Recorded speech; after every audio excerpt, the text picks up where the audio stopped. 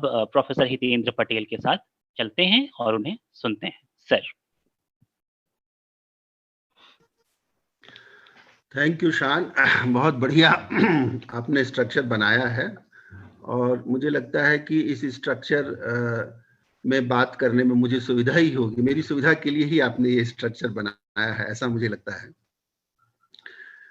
मूल रूप से जो मैं समझ पा रहा हूँ वो है कि आप चाह रहे हैं कि इतिहास क्या कर रहा है, कहाँ जा रहा है, और अब इतिहास की अपग्रेडिंग की जरूरत है तो क्यों है, और नए नए सवाल कैसे खड़े किए जा सकते हैं और नए स्रोतों की तरफ कैसे जाया जा सकता है। मुझे लगता है कि ये जो प्रयास हो रहा है, ये वर्धा स्कूल ऑफ थॉट, और बहुत ही बढ़िया है ये,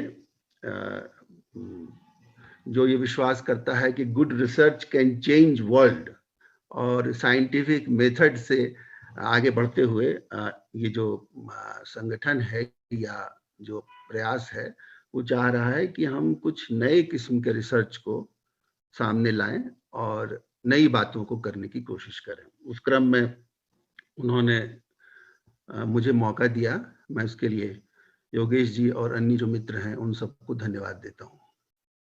दरअसल कोई भी विषय हो,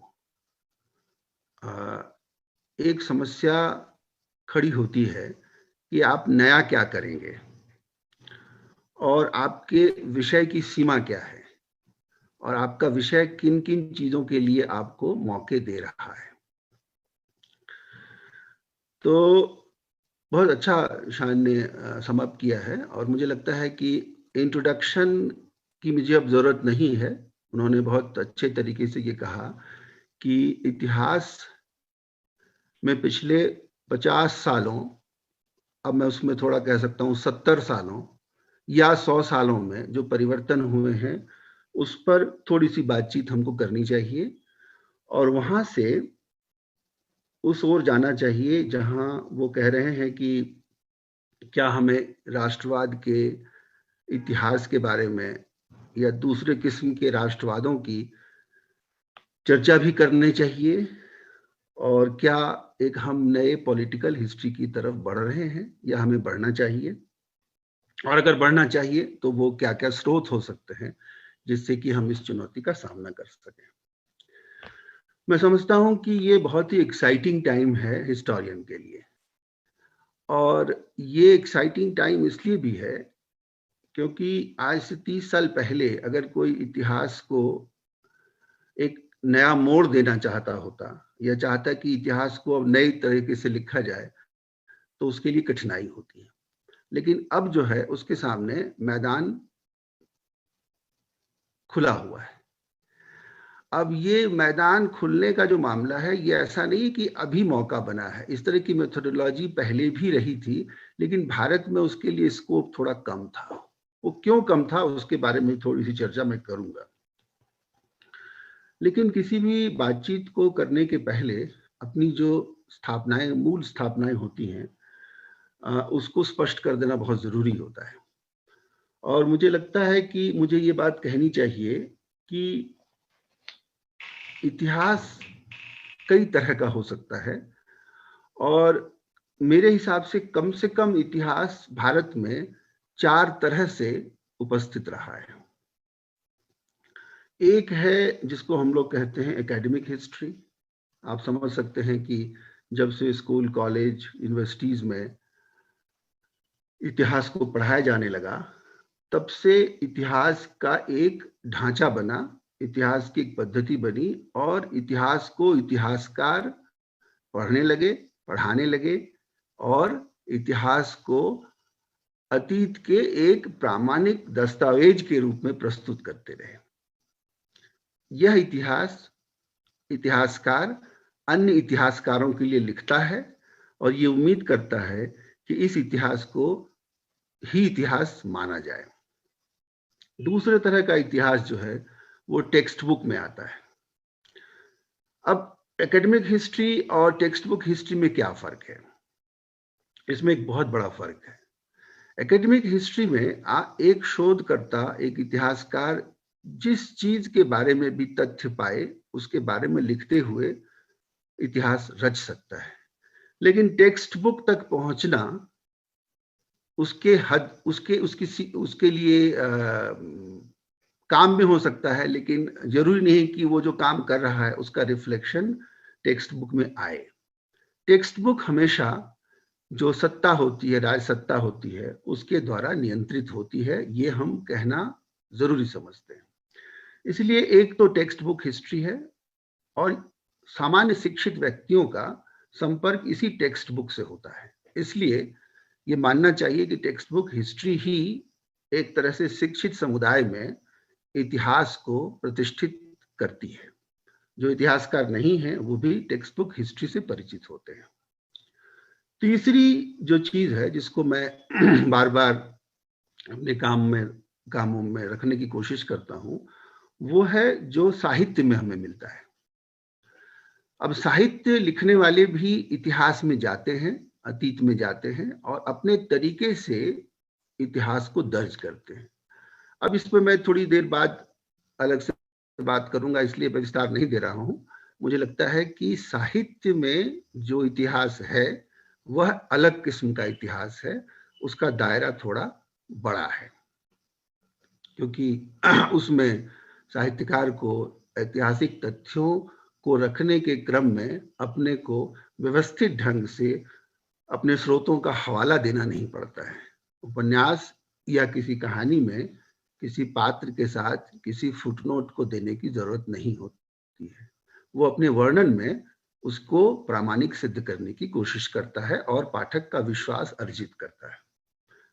चौथी तरह का इतिहास जो है, जिसको मैं कहता हूं लोक चित्त में टंकित उनकी स्मृति का इतिहास या स्मृति में टंकित इतिहास। मैं जानबूझकर लोक चित्त का व्यवहार कर रहा हूं। आप लौकिक इतिहास कह सकते हैं या लोक में जो इतिहास, जिसको रिमेम्बर्ड हिस्ट्री भी कह सकते हैं। मैं इसको लोकप्रिय इतिहास से अलग कर रहा हूं। तो ये जो चार तरह के इतिहास लिखे गए हैं और चार तरह के इतिहासों के इतिहासकार अलग अलग हैं, और मेरी पहली जो बात है वो ये है कि इन चार तरह के इतिहासकारों का आपस में संवाद नहीं है। जो लोग लोक में या लोक चित्त के में जो इतिहास है, उस इतिहास का संपर्क कुछ दूरी तक साहित्य में मिलता है, पूरी तरह से नहीं लेकिन फिर भी साहित्य में आता है। और टेक्स्ट बुक हिस्ट्री और एकेडमिक हिस्ट्री के बीच में एक किस्म का संपर्क है, लेकिन इन चारों के बारे में सोचते हुए हमने इतिहास चर्चा भारत में नहीं की है। इसलिए सबसे पहली बात तो ये कहना जरूरी है कि इतिहास का मतलब सिर्फ और सिर्फ एकेडमिक हिस्ट्री की बात करना नहीं है। अभी कुछ दिनों पहले दीपेश चक्रवर्ती ने व्हील्स ऑफ हिस्ट्री जो किताब लिखी, वो जो दुनार सरकार पर केंद्रित जरूर है, लेकिन उसमें उन्होंने इस तरह की बात करने की कोशिश की है कि हमारे यहाँ दो तरह का इतिहास रहा है। एक को वो कहते हैं एकेडमिक हिस्ट्री या कैंपस हिस्ट्री, जहाँ इतिहासकार शुद्ध इतिहास लिखने की कोशिश करता है, प्रामाणिक इतिहास लिखने की कोशिश करता है और उसके स्रोतों को लेकर, उसकी मेथोडोलॉजी को लेकर एक किस्म से एक सहमति है कि हम वही बात कह सकते हैं जो हमारे तथ्य हमें कहने की अनुमति दें। और उन्होंने जदुनाथ सरकार के संदर्भ में बतलाया है कि महाराष्ट्र के संदर्भ में शिवाजी को अगर हम ध्यान में रखें तो एकेडमिक हिस्ट्री की कहानी और जनप्रिय इतिहास जो वहां उपलब्ध था, मुख्यतः साहित्य में, उस इतिहास के बीच में एक टकराहट भी देखते हैं। तो ये जो इतिहास का प्रश्न है, ये उलझा हुआ प्रश्न है। ये तो मेरी पहली बात है जिसको आप ध्यान में रखें।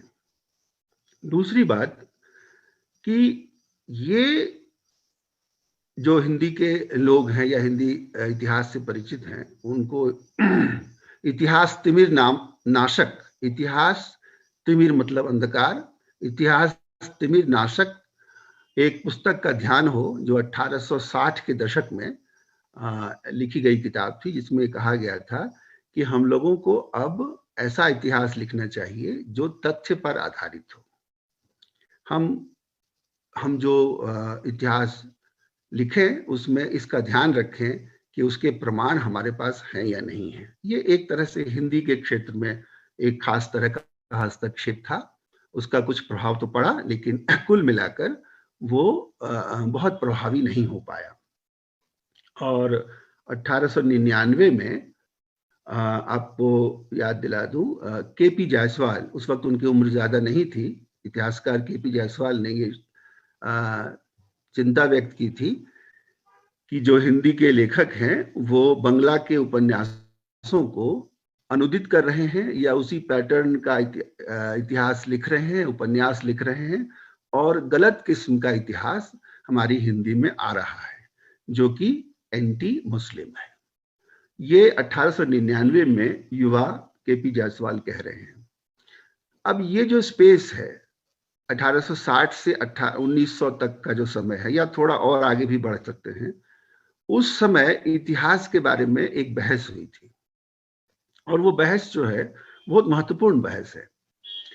मैं रविंद्रनाथ का उल्लेख करना चाहता हूं, जिन्होंने इतिहास पर एक गंभीर चिंतन किया है, और वो एकेडमिक हिस्ट्री से थोड़ा अलग है, लेकिन उनकी जो चिंताएं हैं वो बहुत महत्वपूर्ण हैं। उसमें रविंद्रनाथ ने जिस तरह से सोचने की कोशिश की है उस पर लौटना चाहिए। उन्होंने राज्य की तुलना में समाज को बहुत महत्वपूर्ण माना है, और उन्होंने ऐसा कहा है या ऐसा माना है कि हमारे अतीत को समझने के लिए जो हमारे समाज की जो दृष्टि है, समाज पर केंद्रित करना हमको जरूरी है। हम राज्य पर केंद्रित करके अपने इतिहास को नहीं लिख सकते हैं, या उस तरह का इतिहास, प्रामाणिक इतिहास नहीं लिख सकते। अब कुछ परिवर्तन के साथ हम देख सकते हैं कि गांधी में भी राज्य पर जोर कम है। तो ध्यान दीजिए कि 1900 के बाद इस पर सब्यसाची भट्टाचार्य ने बहुत अच्छी किताब लिखी है और उस पर बहुत ध्यान से विचार किया है कि इन दोनों ने जिस तरह के इतिहास की बात सोची थी वो इस तरह से क्यों सोची, और बाद के इतिहासकारों ने उस पर ध्यान कम क्यों दिया। अब ये पहले दशक की बात है, 20वीं शताब्दी के पहले दशक में भारत के दो महान लोग रविंद्रनाथ और गांधी अपने अतीत के बारे में सोचते हुए राज्य को महत्वपूर्ण नहीं मान रहे हैं, समाज को महत्वपूर्ण मान रहे हैं, सामाजिक ढांचे को महत्वपूर्ण मान रहे हैं। थोड़ा सा और आगे बढ़ें तो आप पाएंगे कि हमारे यहाँ एक चिंतन था जिसमें कि भारत को एक सभ्यता के रूप में देखने की कोशिश की गई थी। इंडिक सिविलाइजेशनल जो मामला है उसमें भारत एक सभ्यता के रूप में देखा गया था, और भारत के विस्तार को, भारत के अतीत को एक दूसरे तरीके से देखने की कोशिश की गई थी।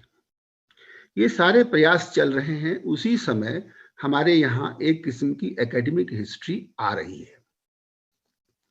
एकेडमिक हिस्ट्री आने का जो सिलसिला है वो बहुत महत्वपूर्ण है, क्योंकि अब हमारे पास ऐसे ऐसे इतिहासकार हैं जो तथ्यों को संग्रहित कर रहे हैं और प्रमाण के साथ इतिहास रच रहे हैं। पटना यूनिवर्सिटी में हमारे जदुनाथ सरकार हैं, महाराष्ट्र में भी कोशिश हो रही है, और ये तमाम लोग जो हैं ये कोशिश कर रहे हैं कि हम ऐसा कुछ न लिखें जो हमें प्राथमिक स्रोतों से प्राप्त नहीं हो रहा है। प्राथमिक स्रोतों पर आधारित इस तरह की सोच ने एक नए इतिहास को उत्पादित किया, जिस इतिहास को भारत में भी प्रतिष्ठा मिली और अंतर्राष्ट्रीय स्तर पर भी प्रतिष्ठा मिली। यह इतिहास वैसा इतिहास था जो पश्चिम के इतिहास से टक्कर लेने वाला इतिहास था, जिसमें जो मेथोडोलॉजी पश्चिम में प्रचलित थी उस पर भी ये लोग ध्यान रख रहे थे। मॉम्सन आप कह सकते हैं, बहुत बड़े बड़े इतिहासकार थे जर्मनी के, ब्रिटेन के बहुत सारे इतिहासकार थे जिनके मुकाबले में हमारे जदुनाथ सरकार जैसे लोग काम कर रहे थे। तो मैंने कहा कि एकेडमिक हिस्ट्री भारत में आई और उस वक्त तक जिसको हम लोग साहित्य में इतिहास कह सकते हैं वो बहुत अच्छी तरह से प्रचारित प्रसारित हो चुकी है। अब ये जो इतिहास लोगों के, शिक्षित लोगों के बीच में फैल चुका है, जिसमें चाणक्य है, जिसमें महाराणा प्रताप है, जिसमें शिवाजी की शौर्य गाथाएं हैं, जिसमें बाजीराव है, जिसमें मस्तानी है, ये तमाम इतिहास जो है वो सन्यासी विद्रोह है, बंकिम चंद्र का साहित्य है और भी दुनिया भर का साहित्य वहां आ चुका है। अब ये जो साहित्य आ चुका है वह इतिहास भी लोगों के पास पहुंच चुका है। उसके साथ साथ अब ये नया इतिहास जो है, जो कि एकेडमिक हिस्ट्री है, यह भी आ चुका है। दो इतिहास आ चुके हैं और इसके साथ साथ ये ध्यान रहे कि हमारे देश में टेक्स्ट बुक हिस्ट्री भी उस वक्त तक आ चुकी है। अब इसमें जानबूझकर मैं जो लोक में इतिहास है उस पर ज्यादा चर्चा नहीं कर रहा हूं, क्योंकि वो एक रिकरिंग थीम है जिस पर कि मैं बार बार लौटता रहूंगा। तो ये जो तमाम तरह के इतिहास आ रहे हैं, इन इतिहासों ने एक तरह से हमारे लिए एक समस्या खड़ी कर दी कि आप अकबर की तरफ हैं या महाराणा प्रताप की तरफ हैं, या फिर आप शिवाजी की शौर्य गाथा पर कितना विश्वास कर सकते हैं, या फिर सिराजुद्दौला को राष्ट्रीय नायक मान सकते हैं कि नहीं, आदि आदि। ये भारत के विभिन्न हिस्सों में, मुझे बीच में रोक दीजिएगा अगर मैं जरूरी हो। शान, आप मेरी बात सुन पा रहे हैं? हाँ जी सर, वो कोई ऑडियो डिस्टर्बेंस आप। सॉरी। तो मैं कहना ये चाह रहा था कि जब इतिहास को व्यवस्थित रूप में रखने की बात आने लगी, क्योंकि अब इतिहास की जरूरत पड़ गई, अब इतिहास की एक ऐसी जरूरत आ पड़ी क्योंकि राष्ट्रवाद को या भारतीय राष्ट्रीयता को इतिहास के सहारे की जरूरत थी। अब तक जो इतिहास था उस पर बहुत गंभीरता से लोग नहीं सोच रहे थे, और जैसे आपको बंकिम चंद्र से मिला वंदे मातरम, आपने उठा लिया, आपको किसी उपन्यास में कुछ ऐसी चीज मिल गई जो आपके मनोनुकूल है, आपके देश प्रेम को बढ़ावा देने वाली चीज हो, तो आपने उसको उठा लिया। लेकिन व्यवस्थित इतिहास जो है लिखने के लिए अब ज्यादा जरूरत आ पड़ी, और मुझे लगता है कि इस संदर्भ में 20 के दशक का जो मंथन है वो बहुत इंपॉर्टेंट है। 20 के दशक में ये मेरा एक सपोजिशन है कि भारत में एक नए किस्म के सोच को स्थापित करने का सिलसिला शुरू होता है, और मुझे लगता है कि ये जो मॉडर्न इंडियन मिडिल क्लास है, मॉडर्न इंडियन इंटेलिजेंशिया है, जिसमें एक तरह का जिसका एक राष्ट्रीय स्वरूप कांग्रेस की छाया में विकसित हुआ है, उसने 20 के दशक में कुछ बड़े निर्णय लिए हैं, बहुत बड़े काम किए हैं। उसमें एक है इतिहास पर नए सिरे से विचार, और मुझे लगता है कि डिस्कवरी ऑफ इंडिया का लिखा जाना, इलाहाबाद स्कूल का प्रतिष्ठित होना और अकबर को राष्ट्रीय स्तर पर एक नायक की तरह प्रतिष्ठित किया जाना, और भारत के संस्कृति का एक ऐसा चित्र इतिहास के द्वारा निर्मित करना जिसमें ये स्थापित हो कि सभी भारतीय एक राष्ट्र के अंग हैं, एक हैं, और एक तरह की एकता जो सभी भारतीयों को अंग्रेजों के खिलाफ एक होने में सहायक हो सकती है, वैसी एक भावना को बढ़ाने का जो सिलसिला है वो जो चला है, वो उसने इतिहास को वो एक नए स्तर पर तैयार करने की ओर प्रवृत्त किया। और ये जो 20 और 30 में जो इतिहास लिखा गया है, उस 20 और 30 के इतिहास में भारत का एक नया संस्करण तैयार होता है। मैं ये नहीं कह रहा हूं कि एक ही संस्करण, लेकिन कुल मिलाकर भारत का एक नए भारत का एक बुनियादी जो आधार है वो स्पष्ट होता है। मैं इसमें जवाहरलाल नेहरू के लेखन को भी महत्वपूर्ण मानता हूं, और मुझे लगता है कि इलाहाबाद स्कूल के जो इतिहासकार हैं उसका इसमें बहुत योगदान है। लेकिन वो एक ऐसा दौर था जहां सब बातें अंत में इस बात पर आकर रुक जाती थी कि हमको अंग्रेजों के खिलाफ लड़ना है। अंग्रेजों के खिलाफ लड़ते हुए हमको अपने इतिहास से शक्ति पानी है, और इस क्रम में भारत के अभिमान की रक्षा करनी है, भारत के अतीत को इस रूप में पेश करना है जिससे हमको अपने देश पर अभिमान हो, और उस क्रम में इतिहास को हमने एक तरह से राष्ट्र की सेवा में अर्पित किया, राष्ट्रवाद की सेवा में मुझे कहना चाहिए अर्पित किया।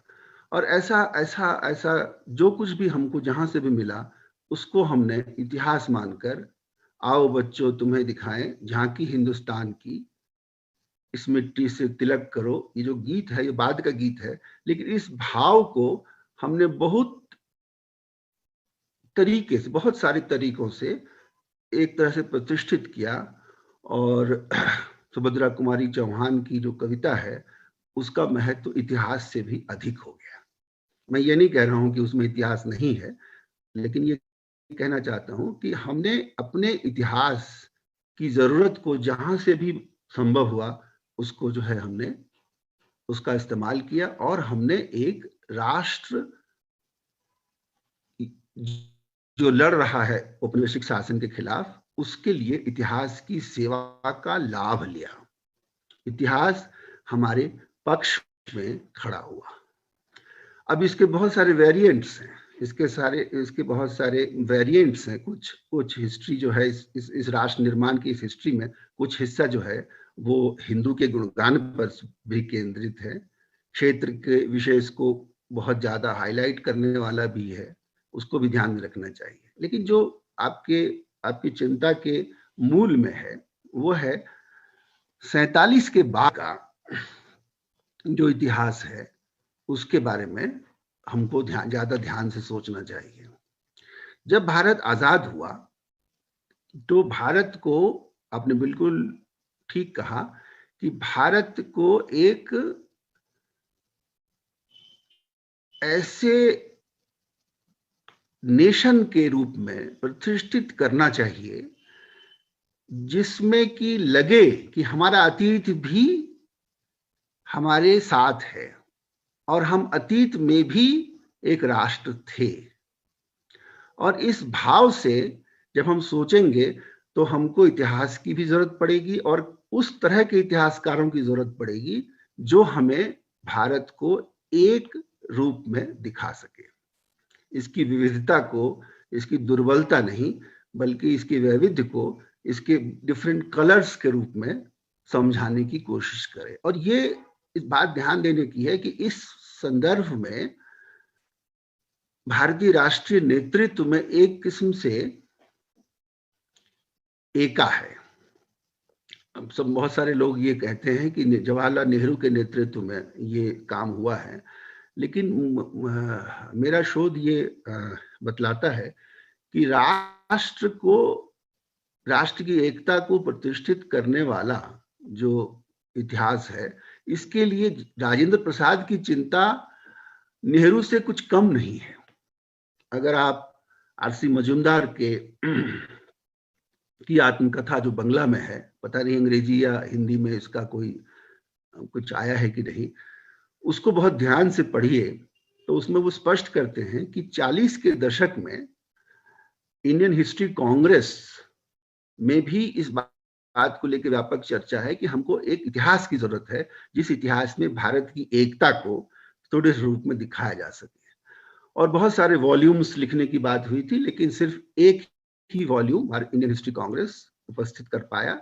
और बाद में वो कन्हैयालाल मानिकलाल मुंशी के नेतृत्व में एक प्रयास हुआ, जिसको कि हम लोग सभी जानते हैं, विद्या भवन सीरीज। उसके वॉल्यूम्स जो हैं वो आर.सी. मजूमदार ने लिखे, मतलब संपादित किए। तो ये जो 47 के बाद का जो इतिहास है, उस इतिहास पर हमको बहुत ध्यान से सोचना चाहिए, क्योंकि इस इतिहास का सीधा संपर्क उस बात से है जिसको शान ने अभी कहा कि 70 के समय लग गया कि अब हमको नया कुछ हासिल नहीं करना है, अब हमको दूसरी तरफ ध्यान देना चाहिए। हमने इतिहास का जो बेसिक काम है वो हमने कर लिया। तो ये जो 50-51 से 70 के बीच 20 सालों में जो इतिहास लिखा गया, उस इतिहास को हम आज कैसे देखेंगे? क्योंकि मुझे लगता है कि इस इतिहास में ही कुछ समस्याएं हैं, इसको क्रिटिक करना बहुत जरूरी है। और इस क्रिटिक को हम दो स्तरों पर देखें। मैंने कहा कि एक टेक्स्ट बुक हिस्ट्री होती है और एक एकेडमिक हिस्ट्री होती है। तो भारत में कुछ लोग ऐसे थे जो ये मानने लगे थे कि अगर हिस्ट्री को भारत में मजबूत होना है तो एकेडमिक हिस्ट्री को छन छन कर टेक्स्ट बुक हिस्ट्री में आना पड़ेगा। मुझे याद आता है नौजवान इरफान हबीब का वो विख्यात लेक्चर जो 1961 में उन्होंने कलकत्ता में दिया था हिस्ट्री कांग्रेस में। उसमें उन्होंने कहा था कि अब असली लड़ाई टेक्स्ट बुक पर ही होगी, इतिहास की लड़ाई टेक्स्ट बुक के लेवल पर होगी।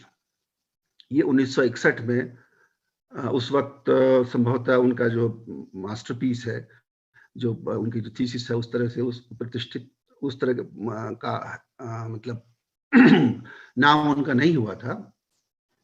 एक स्पेशल सेशन रखा गया था जिसमें 3 इतिहासकार बोले थे, नौजवान इरफान हबीब, और उस वक्त अब नई आई थी रोमिला थापर, और एक पार्थसारथी गुप्ता। एक ने एंशिएंट हिस्ट्री पे बात की थी, दूसरे ने मिडिवल हिस्ट्री पे बात की थी, और तीसरे ने मॉडर्न हिस्ट्री पे बात की थी। और उस साल अध्यक्षता की थी एस गोपाल ने। तो ये जो 61 का जो मोड़ है वो बहुत इंपॉर्टेंट है। उसी समय एक नए किस्म के इतिहास को प्रतिष्ठित करने का ब्लूप्रिंट मुझे लगता है तैयार होता है। उस ब्लूप्रिंट में ये बात कही जाती है, एक बात स्थापित होती है कि अब हमको इतिहास जो सच्चा इतिहास है, जो धार्मिक इतिहास नहीं है, बायस हिस्ट्री नहीं है, जिसमें हिंदू मुसलमान एक दूसरे से लड़ते हुए नहीं दिखलाई देते हैं, उस इतिहास को प्रतिष्ठित करना है और एक नए किस्म का स्ट्रक्चरल इतिहास, स्ट्रक्चरल हिस्ट्री लिखनी है, जिसमें लोग आर्थिक, सामाजिक, सांस्कृतिक मुद्दों पर बातचीत करें, स्टेट फॉर्मेशन पर दूसरे तरीके से बात करें, बुद्धिज्म ने कैसे स्टेट फॉर्मेशन को प्रभावित किया इस पर बात करें, और बहुत सारे सवाल हैं। मुझे 2 बातें इसमें बहुत महत्वपूर्ण लगती हैं। एक तो जो रोमिला थापर ने कहा था, रोमिला थापर ने बहुत बढ़िया वो भाषण है वो, और वो पेपर उपलब्ध भी है, अब सभी लोग पढ़ सकते हैं उसको। उसमें उन्होंने कहा था कि एक समय था जब हम लोगों को एक दूसरे तरह के इतिहास की जरूरत थी, लेकिन अब समय आ गया है कि अब हमको नेशन बिल्डिंग की सर्विस में इंडियन हिस्ट्री को नहीं लगाना चाहिए, उसके अपने खतरे हैं। और ये बहुत इंटरेस्टिंग है। उसमें उन्होंने केपी जायसवाल जैसे लोगों की आलोचना की है और उसको डूबियस हिस्ट्री कहा है। और ये इंटरेस्टिंग है क्योंकि उस समय उस राष्ट्रवादी इतिहास को अब बोझ की तरह लिया जा रहा है। अब समझा जा रहा है कि अब हमको सच्चे इतिहास की जरूरत है, छोड़ो कल की बातें, अब उन बातों को जाने दो। अब हमको नेशन बिल्डिंग का एक नया स्ट्रक्चर बनाना है, एक नई सोच पैदा करनी है, और इस क्रम में हमको इतिहास में जाना पड़ेगा और प्राचीन काल और मध्यकाल इन सब पर नए सिरे से विचार करना होगा। अब इस बात पर बहुत ध्यान से सोचना पड़ेगा कि क्या 61 में भारत में भी इतिहास की नई सोच भारतीय इतिहासकारों में प्रतिष्ठित हो चुकी है या होने की शुरुआत हो गई है या कि कोई और बात है। मैं 61 को बहुत महत्वपूर्ण मानता हूं। अंतरराष्ट्रीय स्तर पर भी उसी समय लगभग उसी समय E.H. कार की किताब आई थी व्हाट इज हिस्ट्री, जिसका पूरी दुनिया पर प्रभाव पड़ा था। और आज भी मुझे लगता है कि हम लोग व्हाट इज हिस्ट्री में E.H. कार पर ही अटके हुए हैं, उससे आगे नहीं बढ़े। आज भी हमको लगता है कि history is a dialogue between past and present, keeping in mind the future. ये एक बिंदु है जहां पर मैं आपका ध्यान आकृष्ट करना चाहूंगा, क्योंकि इसने भारतीय इतिहासकारों को अपनी जद में ले लिया और हिस्ट्री के फैक्ट्स का सिलेक्शन करने का आधार क्या हो, इस पर उनको एक दृष्टि प्रदान की। और वो दृष्टि क्या है, इसके बारे में थोड़ी सी चर्चा जरूरी है, जो कि आप कह रहे हैं कि भारत पे ही चर्चा हो, लेकिन ये बहुत बुनियादी बात है, इसलिए मैं थोड़ा सा मैं यूरोपियन कॉन्टेक्स्ट में जाना चाहूंगा। जब ये व्हाट इज हिस्ट्री लिखी गई तो व्हाट इज हिस्ट्री में E.H. कार की किताब की बहुत पब्लिसिटी हुई, उसको लिसनर ने छापा, वो BBC में उसको दोबारा प्रसारित किया गया था। लेकिन बहुत बड़े बड़े इतिहासकारों ने और इतिहास चिंतकों ने इसको बहुत अच्छी किताब नहीं माना। मैं दो की चर्चा करूंगा। एक है पीटर गेल, जिन्होंने वो किताब लिखी है Napoleon for and against. Peter Geyl ने ट्रेवेलियन लेक्चर जो दिया था E.H. कार ने, उसका अगला लेक्चर गेल का है, जिसको बहुत ध्यान से सुनना चाहिए और देखना चाहिए। दुर्भाग्य से E.H. कार के बाद हमारे देश के इतिहासकारों ने वो मंत्र पा लिया कि हमको अब इतिहास कैसा लिखना है। जो मूल वक्तव्य है E.H. कार का वो यही है कि आप you have to side with history, इतिहास के साथ चलना, और इतिहास के साथ चलने में जो प्रोग्रेसिव फोर्सेस हैं, उनके साथ के इतिहास को हम सामने रखें। इस पर पीटर गेल ने आपत्ति दर्ज की थी, जिसकी चर्चा मैं यहां नहीं करूंगा, लेकिन इसाया बर्लिन ने एक लेख लिखा है जो सबसे ज्यादा महत्वपूर्ण है। उन्होंने कहा था कि इसको बटालियन व्यू ऑफ हिस्ट्री भी कह सकते हैं। जो जीता वही सिकंदर, मैं अपनी तरफ से जोड़ रहा हूं। जो जीत गया उसकी कहानी इतिहास लेकर आगे बढ़ेगा, और जो हार गया उसको हीप ऑफ द हिस्ट्री में उसको फेंक दिया जाएगा। उन्होंने कहा था, बर्लिन ने कहा था कि इतिहासकार का काम ये नहीं है कि वो हिस्ट्री के साथ बढ़े और सिर्फ प्रोग्रेसिव हिस्ट्री के मार्च को दर्ज करे। जो लूजर्स हैं उनकी कहानी इतिहास में छूटनी नहीं चाहिए। ये इसाया बर्लिन का वो बहुत ही प्रसिद्ध लेख है, जो दुर्भाग्य से इतिहासकारों के बीच में हमारे देश में कम चर्चित रहा है। तो जो लूजर्स हैं, जो जीत सकते थे लेकिन जीते नहीं, ट्रॉट्स्की इतिहास के पार्श्व में चला गया, स्टालिन सामने आ गया, इसलिए स्टालिन की हिस्ट्री रहे और ट्रॉट्स्की की ना रहे। भारत में राष्ट्रवाद का एक ही रूप नहीं रहा है, ये तो अब स्पष्ट है, अब मुझे इसको कहने की जरूरत नहीं है। जो हार गया, जो छिटक गया, उसको हमने नेशनलिज्म की हिस्ट्री में नहीं रखा, लेकिन उसको क्या रखा जाना चाहिए? इस तरह के सवाल हमारे दिमाग में आने लगते हैं जब हम इसाया बर्लिन के उस प्रसिद्ध लेख को देखते हैं, जहां उन्होंने कहा है कि E.H. कार ने बटालियन व्यू ऑफ हिस्ट्री को प्रतिष्ठित किया है, जिसको कि हम लोग नहीं मान सकते हैं। ट्रेवर रोपर ने भी कहा था कि what is history is a bad book, it is not a good book. लेकिन जो भी हो, भारत के इतिहासकारों ने ये जो भारत के इतिहास के बारे में जो साइडिंग विद द हिस्ट्री वाली जो थीसिस थी, उस एक्सिस को पकड़ लिया और वो ऐसे इतिहास को रचने में, बढ़ाने में सहायक सिद्ध होने लगे, जिसमें जो लूजर्स थे उनको मार्जिन में भले ही कोई स्थान दे दिया जाए, लेकिन हिस्ट्री के मेन डिबेट से अलग कर दिया गया। ऐसा मुझे प्रतीत होता है। और संभवतः जब मैं इस बात को आगे रखूंगा या आप लोग जब इस पर सोचेंगे तब पाएंगे कि उस वक्त हिस्टोरियंस में जो ये कन्विक्शन पैदा हुआ कि we are doing the right thing and we are doing something which is very important for the nation building, and it is, ये प्रोग्रेसिव फोर्सेस को हम मजबूत कर रहे हैं, इसके सहारे देश का निर्माण कर रहे हैं। उस डिस्कोर्स को इतिहासकार ने बहुत बहुत प्रतिष्ठा दी। लेकिन दुर्भाग्य है या सौभाग्य है, जो भी आप कहें, स्थिति ये है कि भारत में जिस हिस्ट्री को टेक्स्ट बुक में एकेडमिक हिस्ट्री से आना था, वो प्रक्रिया पूरी नहीं हो पाई। 1997 में रोमिला थापर ने एक लेख लिखा है जो फ्रंटलाइन में छपा था। उसमें उन्होंने कहा था कि 50 साल बाद भी अधिकांश जगहों पर ऐसा इतिहास लिखा जा रहा है जिस इतिहास को नहीं होना चाहिए, और जो टेक्स्ट बुक में पढ़ाया जा रहा है वो गलत पढ़ाया जा रहा है। उन्होंने ये भी कहा था कि अच्छे टीचर्स भी हों तो क्या करें, सिलेबस ही बेकार है, सिलेबस ही खराब है, सिलेबस में ही गलत गलत चीजें आ गई हैं और वही पुरानी चीजें अभी भी सिलेबस में बनी हुई हैं। और इसीलिए हम लोगों को इतिहास को टेक्स्ट बुक में जो लाने का जो हमने प्रयास किया था वो पूरी तरह से सफल नहीं हो पाया।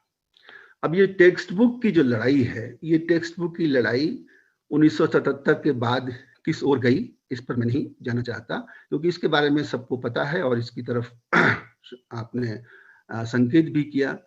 अब ये जो हिस्ट्री के टेक्स्ट बुक की लड़ाई है, ये लड़ाई अब जो है बहुत दूसरी जगहों पे चली जा चुकी है।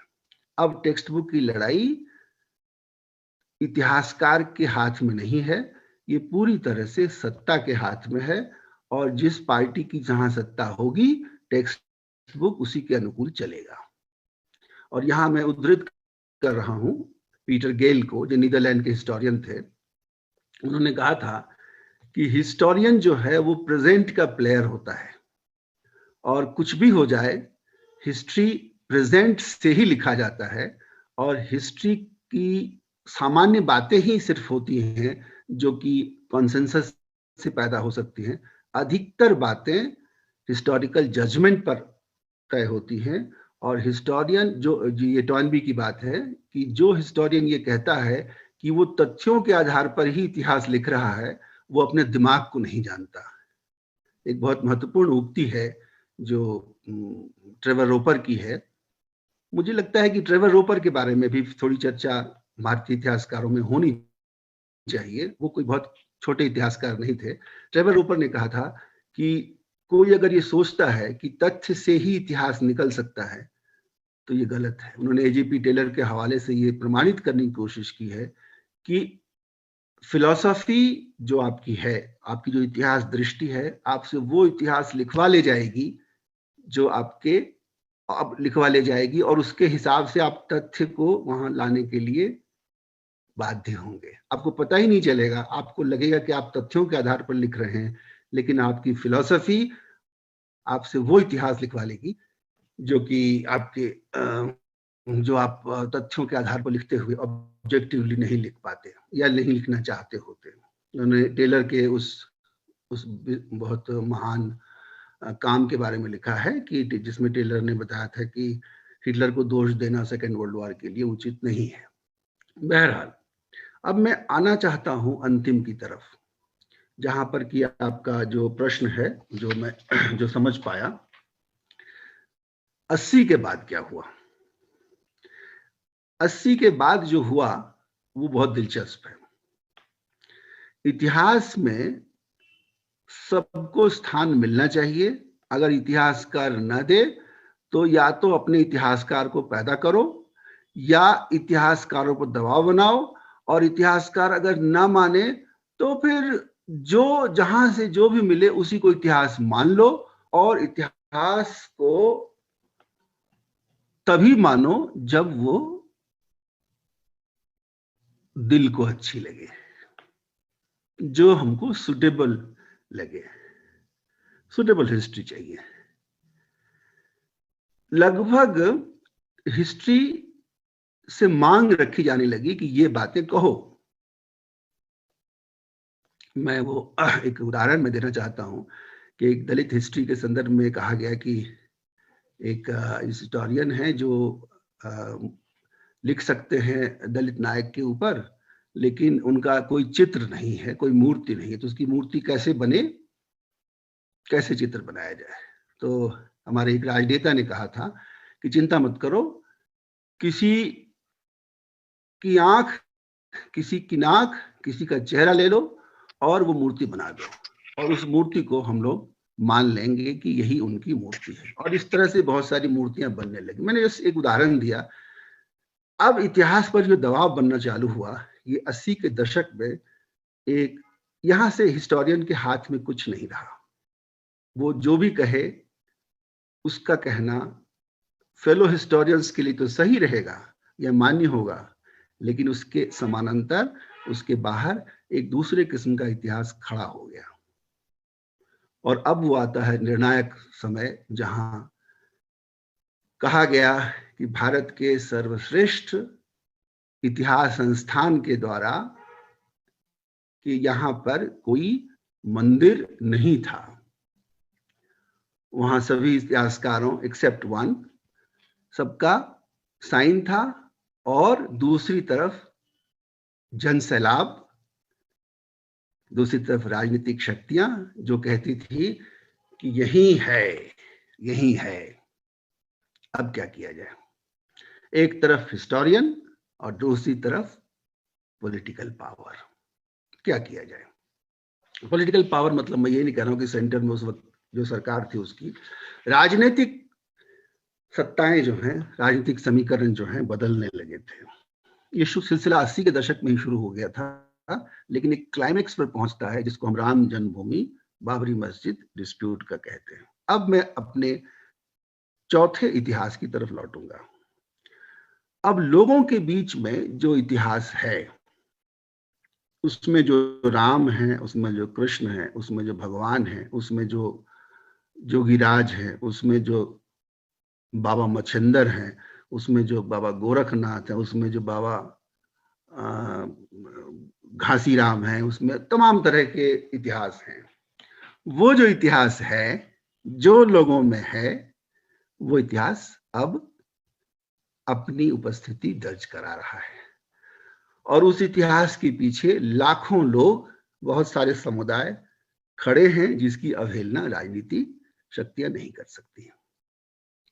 ये 90 का दशक हमारे लिए एक निर्णायक दौर था, जहां हिस्ट्री को ये लगने लगा, हिस्टोरियन को लगने लगा, एकेडमिक हिस्टोरियन को लगने लगा कि इतिहास हमारे लिए बहुत ही एक ऐसी चीज हो गई है जिस पर कि कोई आम सहमति नहीं बन सकती। इतिहासकार का साक्ष्य लोग मानने को तैयार नहीं है, कोर्ट भी मानने को तैयार नहीं है। ऐसी स्थिति 90 के दशक में आई। अब क्या हो?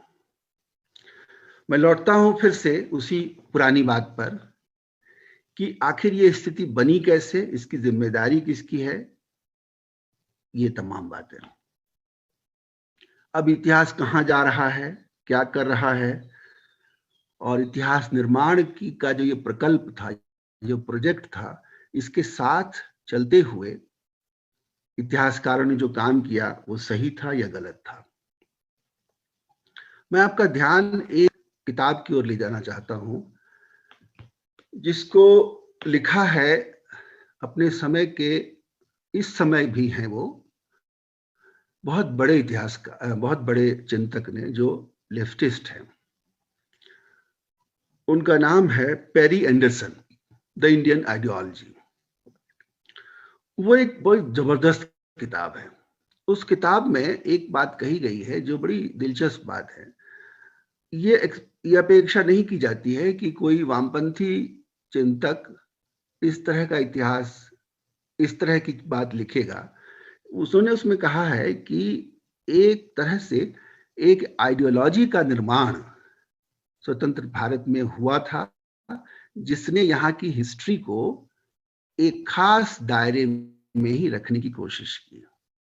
मैं जानबूझकर के.आर. मलकानी, लाल कृष्ण आडवाणी और तमाम लोगों की बात नहीं कर रहा हूं। मैं सिर्फ और सिर्फ उनकी बात कर रहा हूं जिनको आप कतई हिंदूवादी या सांप्रदायिक इतिहास दृष्टि रखने वाले नहीं कह सकते।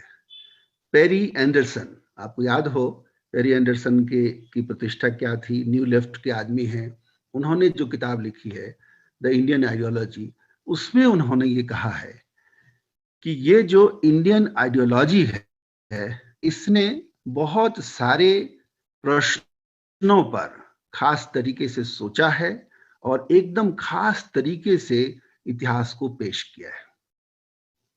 और उस क्रम में उन्होंने गांधी को अनक्रिटिकली देखा है, नेहरू को अनक्रिटिकली देखा है, क्योंकि उनका पूरा ध्यान, उनका पूरा उद्देश्य नेशन बिल्डिंग के प्रोजेक्ट को पुष्ट करना है। अब इस पर मैं ये नहीं कह रहा हूं कि ये जो उन्होंने कहा है वो सही है या गलत। मैं कहना चाहता हूं कि ये शंकाएं वहां से भी आई हैं जहां, जिसको हम लेफ्ट स्पेस कहते हैं, वहां भी इस तरह की बातें आई हैं। और संदर्भ कुछ नहीं था, संदर्भ था कि एक किताब आई थी गांधी पर, उस किताब की चर्चा कहीं नहीं हुई। तो उस महिला इतिहासकार ने महिला इतिहासकार की तरफ से लिखते हुए उन्होंने कहा था कि इस तरह का एक हेजिमोनिक एक पकड़ जो है वो इतिहास में इन लोगों की हो गई है, जो इंडियन आइडियोलॉजी के साथ है, वो किसी दूसरे इतिहास में के लिए जगह नहीं बनाना चाहते हैं या बनाने देते हैं, और इसलिए उस काम की उपेक्षा हुई। और ये एक तरह से गुस्से में लिखी गई किताब है। और उस इंटरव्यू को कम से कम आप देखिए जो प्रफुल्ल विद्वई ने लिया था पेरी एंडरसन का। उस इंटरव्यू में वो साफ साफ कहते हैं कि इंडियन नेशनलिज्म का एक ही संस्करण नहीं था, इसके कई संस्करण थे, और ये इतिहास हमारे यहाँ नहीं है। तो अब क्या किया जाए? अब कैसे इतिहास को हम दूसरी तरफ ले जाएं? मैं बहुत संक्षेप में दो बातें कहूंगा, और उसके बाद अगर आपका कोई हस्तक्षेप होगा तो उसके अनुरूप मैं अपनी बातों को रखने की कोशिश करूंगा। एक तो ये है कि political history is most important इस समय। इतिहास को अब निश्चित रूप से आप कृषि का इतिहास लिखिए, आप लोक कथाओं का इतिहास लिखिए, आप सामाजिक इतिहास लिखिए, आप मेडिकल हिस्ट्री लिखिए, सभी इतिहास का स्वागत है। स्त्रियों का इतिहास, सभी इतिहास। लेकिन पॉलिटिकल हिस्ट्री क्यों इंपॉर्टेंट है इतना ज्यादा? क्योंकि सबसे अधिक स्टेक पर पॉलिटिकल हिस्ट्री में ही लगा हुआ है। और पॉलिटिकल हिस्ट्री के जो वो स्पेसेस हैं जिन स्पेसेस पर चर्चा नहीं होती है, वही वो जगह है जहां से कि नए नए सवाल इस रूप में उभर रहे हैं जो कुल मिलाकर इतिहासकार की जो क्रेडिबिलिटी है उसको क्वेश्चन कर रहे हैं। और ये जो क्रेडिबिलिटी पर जो क्वेश्चन हो रहा है, इसके लिए इतिहासकार को हम दोष दें या ना दें, ये एक दूसरा प्रश्न है। ध्यान रहे कि इतिहासकारों ने जो ये बात करने की कोशिश की थी, उनका उद्देश्य नेशन बिल्डिंग का था, और वो नेशन बिल्डिंग में सहायक बनना चाहते थे। तो मूलतः अगर दोष देना है तो इतिहासकारों से ज्यादा राष्ट्रीय नेतृत्व को देना पड़ेगा, क्योंकि नेशन बिल्डिंग का जो प्रकल्प है, जो प्रोजेक्ट है, वो प्रोजेक्ट जो देश के महान नेतागण थे, उसमें कॉन्सेंसस भी था एक तरह का। तो ये जो प्रोजेक्ट है, उस प्रोजेक्ट के तहत इतिहासकारों ने उनकी सहायता करने की कोशिश की, दरअसल देश की सहायता करने की कोशिश की थी।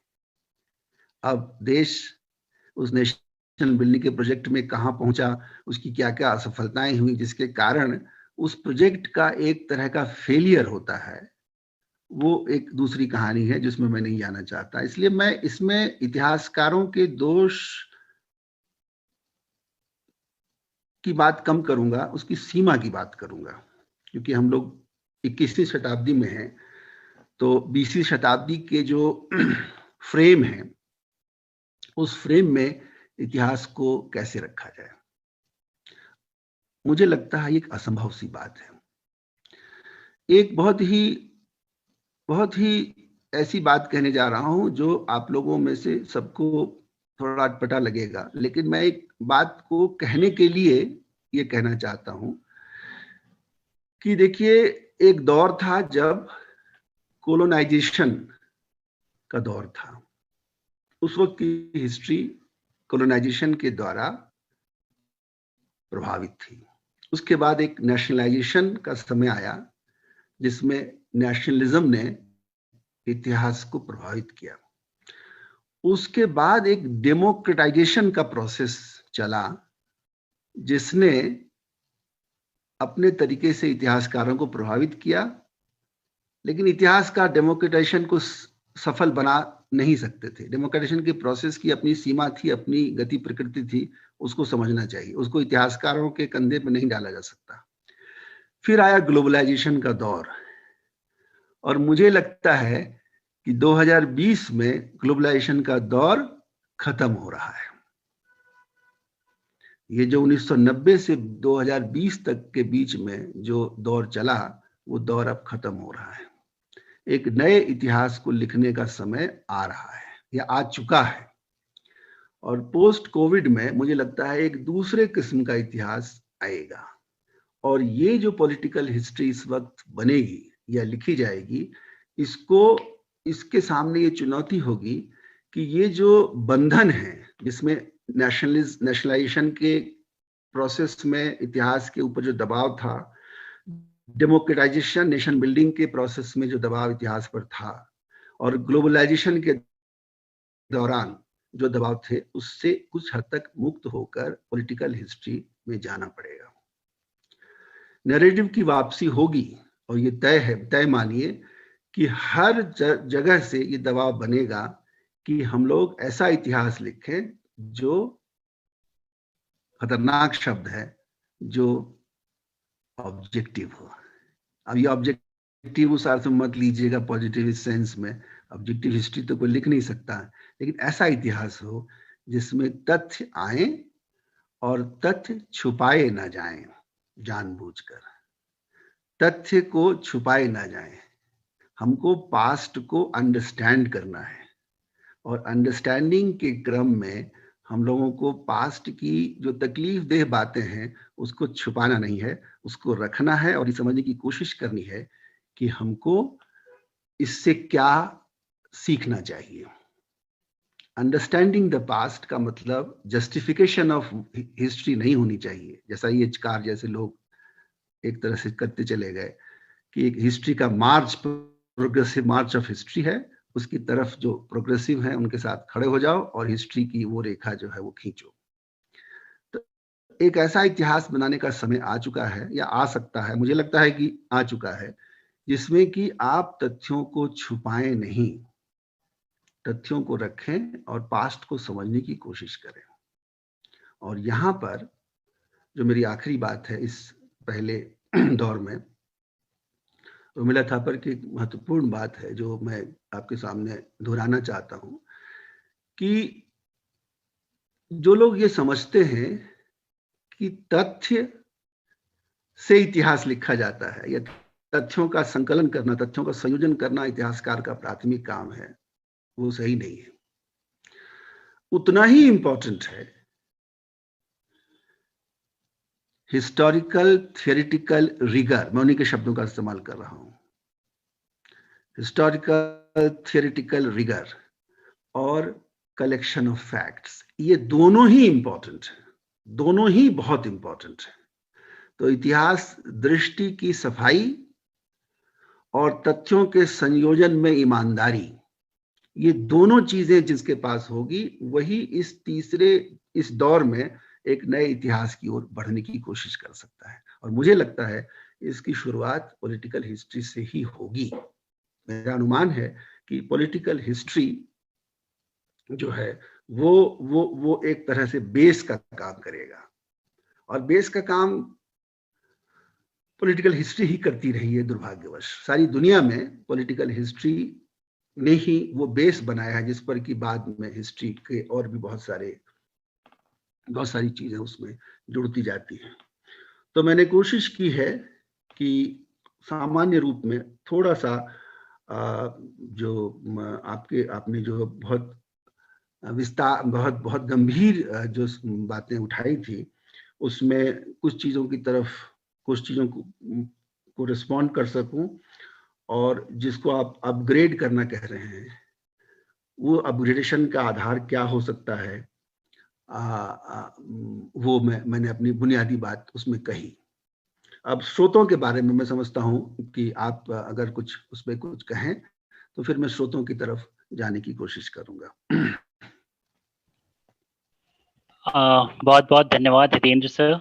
आपने जिस तरह से हमने कॉन्वर्सेशन का ये स्ट्रक्चर रखने की कोशिश की थी, उसमें सारी बातें आ गई। और सोशल साइंस के बारे में हमने थोड़ा अंत में पॉजिटिविज्म या ऑब्जेक्टिव रियलिटी की बात कही। तो भाई उसी से जुड़े हुए कुछ प्रश्न भी कमेंट बॉक्स में आए हैं, हम उन्हें भी लेते चलेंगे।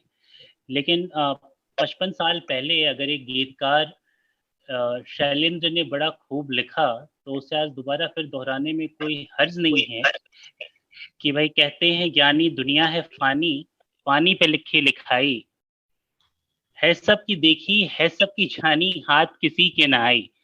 तो हिस्टोरियंस, इतिहासकार हों, पॉलिटिकल साइंटिस्ट हों, सोशियोलॉजिस्ट हों, ये एक बड़ा कंटेस्टेबल टेरेन है। सबके अलग अलग क्लेम्स हैं और सब अपने अपने हिसाब से अपना सच कहते हैं। और हमारी जो लड़ाई है वो कई बार राजनीति और पॉलिटिकल पावर के हवाले इस बात की लड़ाई बन जाती है कि कौन सा सच अधिक सच है। जैसे डॉक्टर रामाशंकर सिंह का एक इंटरवेंशन टेक्स्ट बुक्स को लेके आया है कमेंट बॉक्स में, कि कई बार टेक्स्ट बुक्स की जो लड़ाई है वो इलेक्टोरल बैटलफील्ड बन जाती है। और इस इलेक्टोरल फील्ड में ऐसा नहीं है कि पहले कभी कोई इंटरवेंशंस हुए नहीं। जैसे हम कृष्ण कुमार की prejudiced and pride, school histories of the freedom struggle in India and Pakistan की बात करें, या फिर पाकिस्तान से the murder of history Khursheed Kamal Aziz की बात करें, तो ये परेशानियां हमेशा से रही हैं कि कुछ विद्वानों ने लगातार ये बात वो कहते रहे कि कैसे एक साझा इतिहास, एक साझे स्वतंत्रता संघर्ष की लड़ाई बंटवारे के बाद या दो अलग राष्ट्र राज्य बन जाने के बाद बिल्कुल दो अलग तरीके से दिखाई देते हैं। लेकिन इस तरीके के इंटरवेंशन, जैसा कि आपने सही कहा कि इरफान हबीब साहब के हवाले से, कि असली लड़ाई अब टेक्स्ट बुक्स के बारे में है और हमें पता है कि फिर से कैसे नया एक नेशनल करिकुलम फ्रेमवर्क बनने की तैयारी है और हम दोबारा किसी एक रोचक समय में जीने जा रहे हैं जहां पे कुछ नए तरीके के परिवर्तन पाठ्य पुस्तकों में जरूर आएंगे। और ये जो हिस्ट्री वॉर्स है ये हमेशा चलता ही रहता है। तो आप इस हवाले से इस पे थोड़ी और स्पष्टता हमारे दर्शकों के लिए करें कि कई बार ये जगजाहिर होते हुए भी कि अतीत हमेशा एक इंटरप्रिटेशन के साथ कैसे नहीं समझा जा सकता, या अतीत का जो सच है उसके दावों पर कैसे अलग अलग दावे हैं, जो आपने बहुत खूबसूरती से और तफसील से दिखाया। इसमें असल झगड़ा इस बात पे क्यों आके अटक जाता है और ये राजनीतिक सत्ता के हवाले से अटक जाता है। अब अगर इसमें मैं फूको के नॉलेज एंड पावर को ले आऊं, थोड़ा सईद को ले आऊं, तो बातें थोड़ी और थेरेटिकल रिगर के साथ कही जा सकती हैं। लेकिन हम इसे जन सुलभ रहने दें कि असल समस्या इस बात से एड्रेस कैसे होती है कि कैसे कुछ इतिहासकार कई तरह के राजनीतिक सत्ता की वैधानिकता के साथ भी खड़े हैं, और वो कई बार कई तरह की राजनीतिक सत्ता को वैधानिक बनाने के लिए भी काम कर रहे होते हैं। तो असल में ये जो इतिहास लेखन और इतिहास के समझ पे जो ये जंग है, ये लड़ा तो जाता है राजनीति के ही मैदान में। तो इसके ऊपर आप थोड़ी चर्चा करना चाहेंगे? दूसरा प्रश्न निखिल चौधरी से आया है, जो इस बारे में है कि कई बार इतिहास या इतिहास लेखन इतिहासकार के मनगढ़ंत रचनाएं भी हो सकती हैं। तो हम ये कैसे जाने कि हम किस इतिहास पर विश्वास करें और कैसे नहीं? तो मुझे लगता है कि इस प्रश्न के बहाने हम स्रोत आलोचना और स्रोत के समीक्षा और संदर्भों पर थोड़ी और दृष्टि डालें। जो बचा हुआ 10-15 मिनट का समय हमारे पास और है। शुक्रिया। अच्छा, ये बहुत एक पुराना सवाल है कि ये जो ट्रुथ है, वो अतीत का जो सच है, वो तो उस रूप में मिलता नहीं है कि हम गए और ढूंढ के ले आए। एक तरह से एक जो धारणा है जिसको अब हम लोग को छोड़ देना चाहिए, कि इसको हम लोग कहते हैं कि एक ट्रुथ है जिसको is to be found out somewhere. हम एक इंक्वायरी करेंगे और उस ट्रुथ को हम हासिल करेंगे। ये बात ही अब भुला देनी चाहिए। There is no truth in that sense, उस सेंस में मैं कह रहा हूं। जो है वो है अंडरस्टैंडिंग। मैं इसलिए अंडरस्टैंडिंग पर बहुत जोर दे रहा हूं। और ये जो अंडरस्टैंडिंग होती है, ये अंडरस्टैंडिंग हम कैसे बनाते हैं, इस पे बहस होनी चाहिए। Understanding history is very important, कि जो बीता हुआ कल है या जो अतीत है, उसमें हमेशा हम अच्छी स्मृतियों को नहीं संजोना चाहते। ये कहा भी जाता है कि जो स्मृति दुखद होती है वो ज्यादा याद आती है। इतिहास की दुखद स्मृतियां भी हमें याद रखनी चाहिए। जब हम हारे थे, जब हमारे ऊपर विपत्ति आई थी, जब हमारे ऊपर बहुत कष्ट का समय था, उस समय से भी हम प्रेरणा ग्रहण कर सकते हैं। जरूरी नहीं है कि हम ऐसा इतिहास लिखने के लिए खड़े हो जाएं कि अकबर को तो दरअसल महाराणा प्रताप ने हरा दिया था। ऐसे इतिहास भी लिखे जा रहे हैं इस समय। अकबर तो जीता ही नहीं था, महाराणा प्रताप जीते थे। ऐसे भी इतिहास लिखे जा रहे हैं। तो मैं कहना ये चाहता हूं कि हम अंडरस्टैंड, जब हम जब स्मृति में जाते हैं तो दुखद और सुखद दोनों स्मृतियों को अपने साथ रखें, तभी हमारी अतीत की समझ बेहतर होगी। और वो बहुत इंपॉर्टेंट है। इस क्रम में मुझे रमाशंकर जी का जो प्रश्न है वो बहुत इंपॉर्टेंट लगता है, क्योंकि हम लोगों ने ये मान लिया है कि हिस्ट्री जो है वो इम्पोर्टेंट है पॉलिटिकल गेन के लिए। तो टेक्स्ट बुक में जो युद्ध हो रहा है, उस युद्ध में स्वाभाविक रूप से जो भी बड़े दल हैं वो अपना चाहेंगे अपना चेहरा दिखाना, अपने लोगों को प्रतिष्ठित करना चाहेंगे, अपने नायकों को प्रतिष्ठित करना चाहेंगे। और ऐसी भी चेष्टा हो सकती है कि उस जिन समुदायों का उनको राजनीतिक समर्थन है, उन समुदायों के जो नायक हैं उनको ऐतिहासिक बनाने का क्रम भी चल पड़े। ये भी हो सकता है। तो ये तो वो तो बातें हैं कि भाई टेक्स्ट बुक पर जो झगड़ा है। अब टेक्स्ट बुक हमारी टेरिटरी नहीं है, टू बी ऑनेस्ट। एक हिस्टोरियन के लिए टेक्स्ट बुक टेरिटरी नहीं है। हम ऐसा इतिहास लिखें जो सच हो, वो टेक्स्ट बुक में रखा जाए या ना रखा जाए, इससे कोई फर्क नहीं पड़ता है। हम लोग राजनेताओं के साथ उनके पीछे चलने वाले, डुगडुगी बजाने वाले लोग नहीं हैं। हम लोग इतिहासकार हैं। और इतिहास के सचों को, मैं सच नहीं कह रहा हूं, सचों को कहने का साहस हमें होना चाहिए। हम टेक्स्ट बुक के द्वारा स्वीकृत हो ना हो, या टेक्स्ट बुक में हमारी बातें आए या ना आए, इसकी चिंता हमको नहीं करनी चाहिए। इतिहास 10-15 वर्षों में नहीं खत्म होता। इतिहास की आयु लंबी होती है, और जिन महान लोगों को, जिन जिन जिन सच बोलने वालों को उस समय की राजसत्ताओं ने तिरस्कृत किया या कम से कम अलग रखा, उसको इतिहास ने नहीं भुलाया। लेकिन इसलिए ये कोई जरूरी नहीं है कि हम ऐसा लिखें जो कि हमको टेक्स्ट बुक में स्थान दिलाए, या टेक्स्ट बुक को बहुत महत्वपूर्ण मैं नहीं मानता। मैं सबसे ज्यादा महत्वपूर्ण मानता हूं जो लोगों में स्वीकृत है। अभी एक मित्र ने, निखिल चौधरी नाम बताया आपने, उन्होंने एक बढ़िया बात कही है कि हम कैसे समझें कि कौन सी बात सही है और कौन सी बात गलत है। मुझे एक याद आता है, बहुत इंपॉर्टेंट ऑब्जर्वेशन है टॉनी जूट का, जो उन्होंने मृत्यु के कुछ हफ्ते पहले कहा था अपने कन्वर्सेशन में टिमोथी स्नाइडर के साथ। एक बहुत दिलचस्प किताब है 20th सेंचुरी के ऊपर।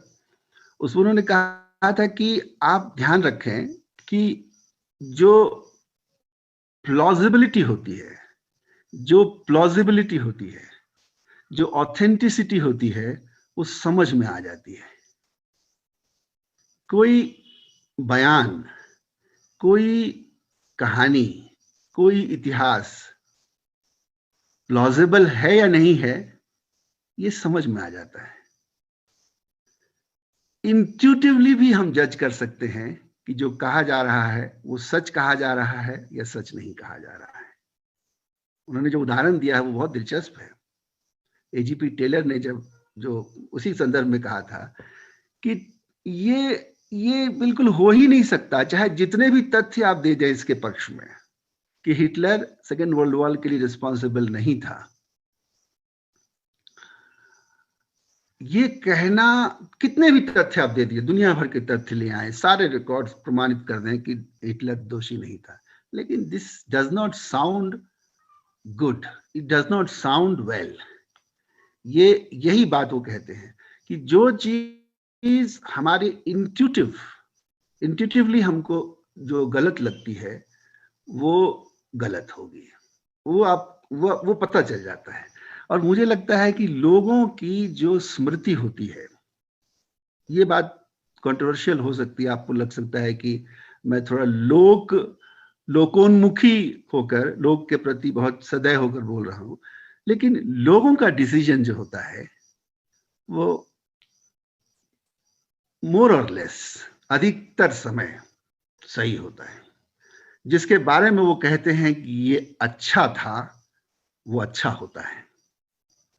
कोई भी प्रचार थोड़े समय के लिए लोगों को दिग्भ्रमित जरूर कर सकता है, लेकिन लोग अगर दिल से ये कहते हैं, लोक में अगर कोई नायक है तो उस नायक में कोई बात रही होगी। कोई महापुरुष अगर लोक स्वीकृत है तो उसमें कोई ना कोई बात जरूर रही होगी, जिसको कनेक्ट किया गया होगा, जिसको हृदय में लोगों ने कहीं ना कहीं उसका स्पंदन होता है। वही जो प्लॉजिबिलिटी है, उस प्लॉजिबिलिटी को मैं बहुत इंपॉर्टेंट मानता हूं। और इसलिए थोड़ा सा भरोसा जनता पर, थोड़ा सा भरोसा लोग पर करना पड़ता है, और कोई इतिहासकार लोगों को दिग्भ्रमित नहीं कर पाएगा। थोड़े दिन तक कुछ कंफ्यूजन पैदा कर सकता है, लेकिन वो असली बात निकल करके आ जाएगी। इसलिए चिंता मत करिए। अगर इतिहासकार ईमानदारी से तथ्यों को न छुपाते हुए अपनी बात को कहने की कोशिश करता रहे to the best of his abilities, तो मुझे लगता है कि इतिहासकार की साख कम नहीं होगी। और एक और बात कहना चाहता हूं जो संभवतः आपके सोर्सेस से संबंधित हैं। मैं ये बात कई जगह कह चुका हूं, दोहराता हूं कि भारत में इतिहास लिखने के लिए हम लोगों को अधिक से अधिक साहित्यिक स्रोतों का इस्तेमाल करना चाहिए। ये क्यों करना चाहिए? ऐसा नहीं कि साहित्य में जो इतिहास है वो बिल्कुल सही है और उसको हम इतिहास के सोर्स के रूप में सीधे सीधे ले सकते हैं, लेकिन इतिहास के तथ्य जब साहित्यकार के पास पहुंचते हैं तो वो भी तथ्य को इस रूप में पेश करना नहीं चाहता है कि उसको इतना बदल दे कि वो गलत हो जाए। मैं कहता हूं कि इतिहास एक इतिहास को एक छोटे से बैलून की तरह, इतिहास के तथ्य को बैलून की तरह लीजिए। थोड़ी सी हवा देने से वो फूल जाता है, लेकिन ज्यादा हवा देने से वो फूट जाता है। तो तथ्य को इतनी ही हवा साहित्यकार दे सकता है जिससे कि वो तथ्य बैलून तरफ फूट न जाए। तो इस क्रम में मुझे लगता है कि कुछ हिंदी के लोगों का नाम जिक्र करूंगा कि अधिकतर लोग हिंदी से साहित्य से ज्यादा परिचित होंगे। राहुल सांकृत्यायन का साहित्य मुझे बहुत ऑथेंटिक लगता है। जैसे अमृतलाल नागर का साहित्य बहुत ऑथेंटिक लगता है। भगवती चंद्र वर्मा के इतिहास में भी बहुत कुछ, मतलब जो उन्होंने इतिहास की पुस्तकें लिखी हैं उसमें बहुत कुछ ऐसा है जो आपको चकित करने के लिए चकित कर सकता है। और भी बहुत सारे लोग हैं। मैं रिसेंटली मेरा परिचय बंगला के एक लेखक से हुआ, परिचय मतलब उनके बारे में जान पाया, प्रेमांकुर अतर्थी। उन्होंने 4 खंडों में 20वीं शताब्दी के कलकत्ता के इतिहास के ऊपर लिखा है। उन्होंने आत्मकथा लिखी है। बहुत दिलचस्प व्यक्ति हैं प्रेमांकुर अतर्थी, जिसको ज्यादा ध्यान नहीं दिया इतिहासकारों ने उनके ऊपर। उनकी चीजें बहुत दिलचस्प हो सकती हैं। उसी तरह से मराठी में भी बहुत कुछ ऐसा सुनने में आया है जो कि हमारे काम का हो सकता है। तो एक तो ये है कि हम उस दौर को लेकर, जिसको लेकर सबसे अधिक चर्चा होगी आधुनिक युग में, मैं आधुनिक की बात कर सकता हूँ, मध्य युग के बारे में मुझे ज्यादा कुछ पता नहीं, एंशिएंट के बारे में तो कुछ भी नहीं जानता, लेकिन जिस पीरियड पर मैंने काम किया है उसमें मुझे लगता है कि साहित्यकारों के पास जो वर्णन उपलब्ध है उसमें से अगर हम इतिहास को निकालने की कोशिश करें उसमें से, तो बहुत हमको फायदा हो सकता है। हम लोगों को अधिक से अधिक लोकल लेवल के छोटे छोटे जो इतिहासकार हैं, मैं मैलांचल की बात करता हूँ, रोनी का पूरा साहित्य ही, नागार्जुन का पूरा साहित्य ही, ये सब इनमें से इतिहास निकल सकता है और बहुत ऑथेंटिक है, much more authentic than, if I may say so, historians. इतिहासकारों से बेहतर इतिहास जो है साहित्यकारों के पास हो सकती है, अगर आपके पास वो दृष्टि हो जिससे कि आप उस साहित्य के वर्णन में से इतिहास को निकाल सकते हैं। मैं कुछ उदाहरण भी दे सकता हूं, पर चूंकि समय आप कह रहे हैं कि अधिक हो चुका है इसलिए मैं उधर नहीं जाऊंगा, लेकिन जैसे एक ही उदाहरण दूंगा।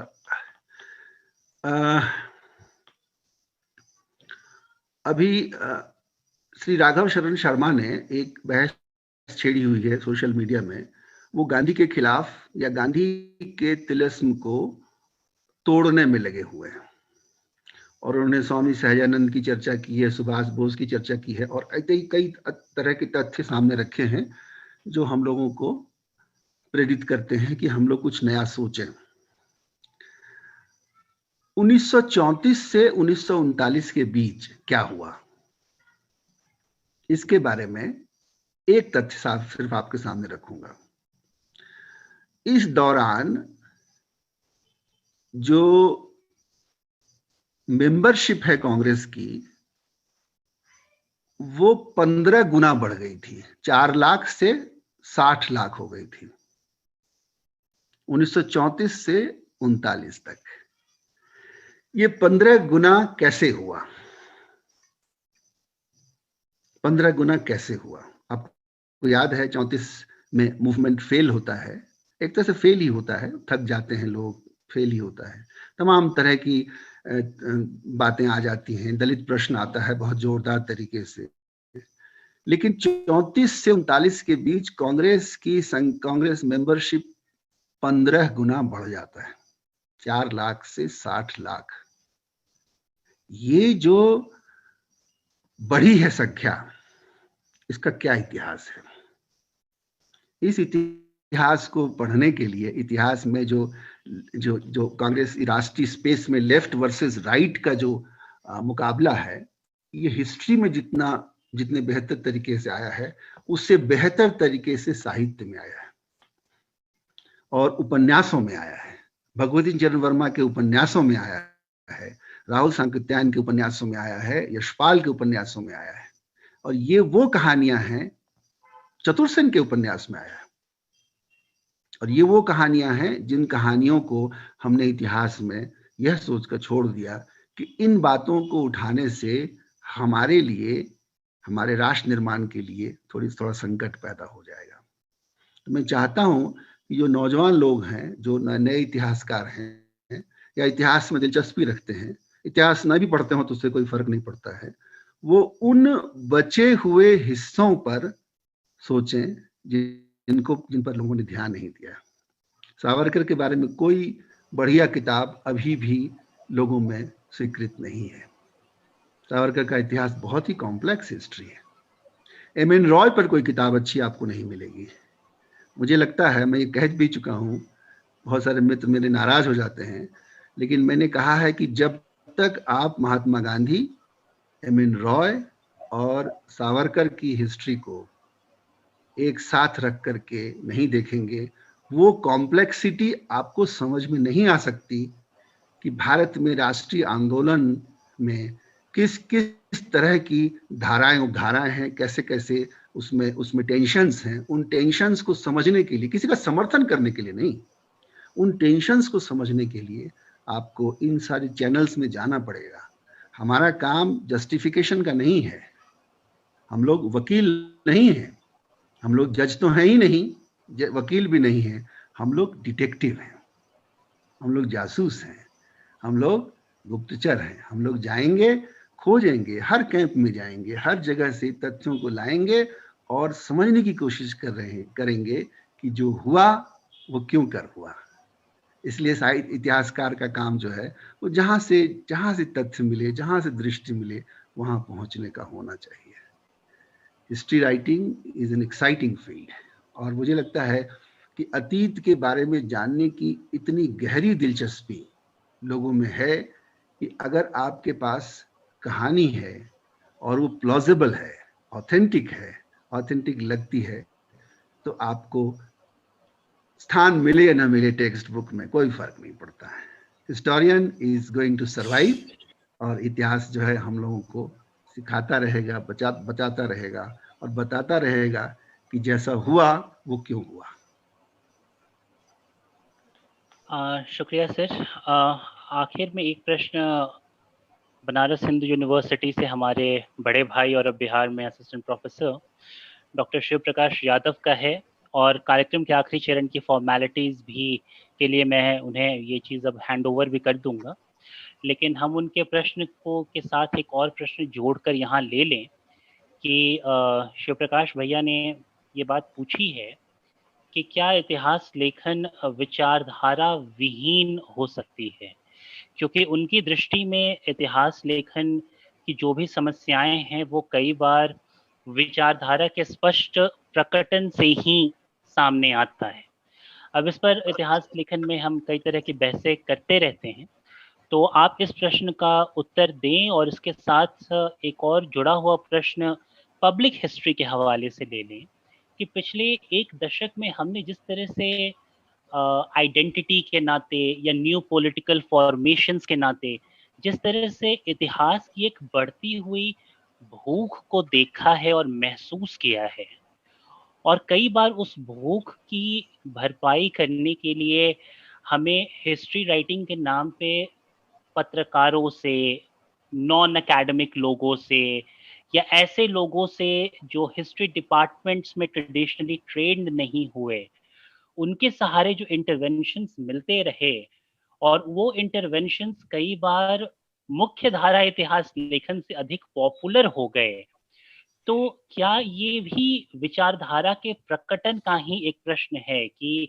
कई बार मुख्य धारा इतिहास लेखन में जो भी कार्यरत है उसकी वैचारिक दृष्टि बड़ी एक्सप्लिसिट होती है, और इसीलिए ये नेम कॉलिंग्स में भी बदल जाता है कि हम इस इतिहास लेखन को नहीं पढ़ेंगे क्योंकि फलाना और फलाना मार्क्सिस्ट है। तो इस तरह से हम इसे जोड़कर इन दोनों प्रश्नों को आप ले लें और फिर डॉक्टर शिव प्रकाश यादव आखिरी फॉर्मेलिटीज निभाएंगे। धन्यवाद। ये इस प्रश्न का उत्तर शान बेहतर दे सकते हैं, क्योंकि ये आइडियोलॉजी वाला जो मामला है ये इससे जूझ रहे हैं बहुत शिद्दत से। जो मैं समझ पाया, मैं जो समझता हूँ वो इस तरह से लेता हूँ कि हमने इस प्रश्न को बहुत ही गहरा प्रश्न बना दिया है। मैंने अभी थोड़ी देर पहले चर्चा की पेरी एंडरसन की, तो पेरी एंडरसन जो है वो न्यू लेफ्ट रिव्यू के कर्ता धर्ता हैं और सबसे बड़े आदमियों में माने जाते हैं। ईपी टॉमसन से उनकी लंबी बहसें हैं, लीनिएज ऑफ एब्सोल्यूट स्टेट और तमाम, मतलब बहुत बड़े आदमी है वो पेरी एंडरसन। लेकिन पेरी एंडरसन ने इंडियन आइडियोलॉजी किताब लिखी है, और ऐसे उदाहरण भी आपको मिलेंगे जिनको हम लोग राइटिस्ट कहते हैं। उन्होंने हिंदू नेशनलिज्म का जो प्रोजेक्ट है उसको क्रिटिक किया है। ऐसे उदाहरण मिलते हैं हम लोगों के पास है। तो ये जो आइडियोलॉजिकल रीडिंग है ये भी यूजफुल हो सकता है। मैं बताता हूँ, एक उदाहरण देता हूँ। मोहित सेन की जो ऑटोबायोग्राफी है, वंडरफुल बुक। मुझे लगता है कि सबको ये किताब पढ़नी चाहिए, रिमार्केबल बुक। वो अपनी बात कहते हैं, अपनी बातों को अपनी बहुत दृढ़ता से रखते हैं, और एक किस्म का एक जो भी उनको अच्छा लगता है, लेकिन there is an honesty in that, and that honesty is very endearing, बहुत इंपॉर्टेंट है वो। इवन मुझे लगता है बिपिन चंद्रा के लेखन में भी काफी कुछ ऐसा है जो हमको मतलब बहुत प्रभावित कर सकता है। आपने एक बहुत अच्छा सेशन भी इस पे किया जो मुझे बहुत अच्छा लगा, जब आपने इमरजेंसी की चर्चा की थी। तो मुझे लगता है कि हम लोग, जैसे ये लेफ्ट का है, ये राइट का है, उसमें फट से मान लेना कि ये तो यही बात करेगा, ऐसा नहीं है।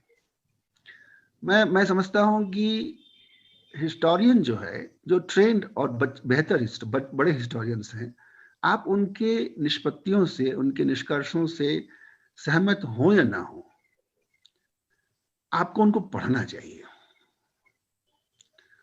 और पढ़ने के क्रम में आप देखेंगे एक पॉइंट आता है जहां उनके तथ्य झुकने लगते हैं, और उस बारीकी को, उस सूक्ष्मता को आपको पकड़ना पड़ेगा कि कहां से ये टिल्ट करते हैं। मैं एक उदाहरण दूंगा, ये इंटरेस्टिंग है।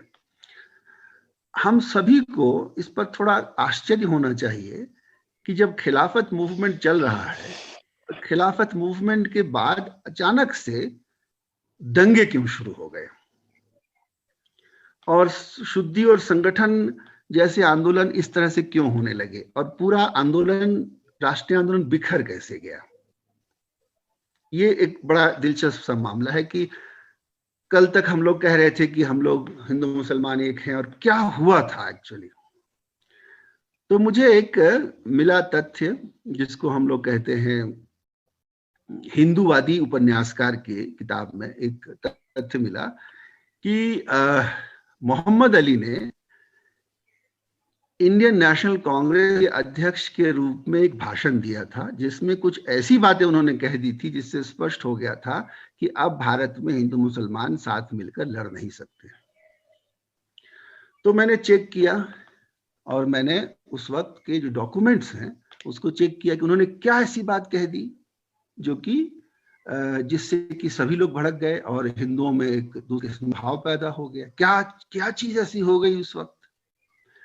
तो मैंने जो कलेक्टेड वर्क्स है, जो स्पीचेस हैं, उसको चेक किया। उसमें तो कहीं ऐसी कोई बात नहीं मिली, बहुत लंबा सा एक भाषण है। तो मैं चकित हुआ कि आखिर उपन्यासकार ने मनगढ़ंत कैसी बात कह दी, क्या मतलब होता है इसका। लेकिन मैं उस बात को याद रखे रहा। संयोग से कुछ दिन पहले यहाँ IIS की लाइब्रेरी में मुझे उसकी मूल प्रति मिल गई, जो उन्होंने एक्चुअली भाषण दिया था 1923 के मतलब इंडियन नेशनल कांग्रेस के अध्यक्ष पद से। उसमें 2 ऐसे पैराग्राफ हैं जो बहुत ही ऑब्जेक्शनेबल हैं, लेकिन जो कलेक्टेड वर्क्स है उसमें 3 डॉट्स मुझे दिख गए उस वक्त। वो 3 डॉट्स जो हैं, मुशीरुल हसन ने एडिट किया है उसको, वो 3 डॉट्स में वो पैसेज गायब हो गए हैं। अब मुझे ये बात बहुत अजीब सी लगी कि ऐसा क्यों हुआ। अब मैं इस पर कोई कमेंट नहीं करना चाहता, इस वक्त समय भी नहीं है। लेकिन ये याद रखा जाना जरूरी है कि एक हिंदुत्ववादी या हिंदूवादी सावरकरवादी एक उपन्यासकार ने एक तथ्य को ऐसा रखा जो तथ्य हमारे लिए उपयोगी हो सकता है, और उसके आधार पर अगर हमने उसको याद रखा है तो उसके बाद हम उस कहानी तक पहुंच सकते हैं। एक जैन है कोई जिन्होंने भागलपुर का मोर्चा लिखा है, किसी ने कहा वो किताब पढ़ी है, उपलब्ध नहीं है कहीं, मैंने कभी पढ़ी थी, भागलपुर का मोर्चा, मैं उनका नाम मैं भूल रहा हूं, कोई जैन है वो, उन्होंने एक भागलपुर में जो सेशन हुआ था हिंदू महासभा का, उसका विवरण दिया है। उसमें ऐसे ऐसे तथ्य हैं जो आपको चकित कर देंगे, वो चकित कर देंगे, वो कहीं नहीं मिलते हैं। तो मैं कहना ये चाहता हूं कि लेफ्टिस्ट हिस्टोरियन के अकाउंट में इतना कुछ है जो कि हमको मदद कर सकता है। राइटिस्ट जिनको हम कहते हैं उनके विवरण में ऐसा बहुत कुछ हो सकता है जो उपयोगी हो सकता है। तो हमारा काम इस डिवीजन में से अपने काम की चीज को निकालना होना चाहिए, क्योंकि हमको साइड नहीं लेना है, हम हिस्टोरियंस हैं, हमको साइड नहीं लेना है, हमको अंडरस्टैंड करना है, हमको समझना है अतीत को कि जो हुआ वो ऐसे क्यों हुआ, और ये दायित्व तो इतिहासकार को लेना चाहिए। मुझे लगता है कि मैं आदर्शवादी बात नहीं कर रहा हूँ, मैं ये कोई ऐसी बात नहीं कह रहा हूँ कि जो कहने के लिए कही जा रही है। अगर हमको विश्वास है, अगर हमको ये दायित्व दिया गया है कि हम अतीत के ऑथेंटिक इंटरप्रिटेशन के लिए प्रयत्नशील हैं, ऑथेंटिक इंटरप्रिटेशन दे नहीं पा सकते हम लोग, अलग बात है, लेकिन आप उसके लिए प्रयत्नशील हैं, ये हमारा दायित्व बनता है कि हम सिर्फ और सिर्फ आइडियोलॉजिकल आधार पर किसी को जज ना करें। हमको उसमें से बहुत सारी चीजें मिल सकती हैं, और मुझे मिली है, और मैं अपने तजुर्बे से कह सकता हूं कि इतिहासकारों ने कभी नहीं कहा कि राजनारायण बहुत बड़े नेता थे, लेकिन मैंने अपने तथ्यों से ये पाया है कि राजनारायण बहुत बड़े नेता थे।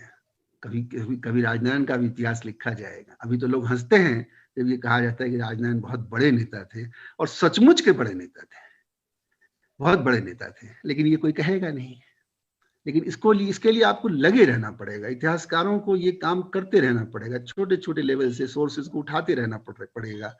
आप घबराइए नहीं, 10-15 सालों में सब कुछ नहीं हो सकता। इतिहास लंबे समय में समझ पाएगा कि किस इतिहासकार ने कैसा काम किया, कितनी कोशिशें की।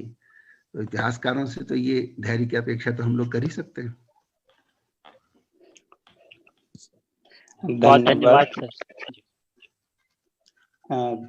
धन्यवाद हितेंद्र जी। अभी तक बस आपके बारे में मैंने सुना था, आज आपको सुनने का सौभाग्य मिला, सब हमारे छोटे भाइयों की वजह से, और बहुत अच्छा आपका व्याख्यान लगा। और श्याम की तो बात ही क्या करें, उनका तो हम हमेशा से कायल हैं, फेसबुक पे उनको अक्सर पढ़ते रहते हैं, और आपके बारे में मैं पिछले 3-4 सालों से सुन रहा हूँ। हमारे और सारे जूनियर्स जो हैं वो आपके बारे में जब कोई बातचीत होगी तो आपका जिक्र करेंगे, हितेंद्र भैया करके। तो मैं आज लगा सुन के कि नहीं, सच में वो बात है, और बहुत अच्छा लगा सर। और मैं वर्धा स्कूल ऑफ थॉट की कोर कमेटी की तरफ से मैं रमाशंकर जी को आमंत्रित करता हूं कि एक जो परंपरा होती है औपचारिक वोट ऑफ थैंक्स का, उसके लिए मैं रमाशंकर जी को आमंत्रित करता हूं कि वो वोट ऑफ थैंक्स करें। रमाशंकर जी। हेलो, सुन? हाँ, हम लोग सुन पा रहे हैं आपको।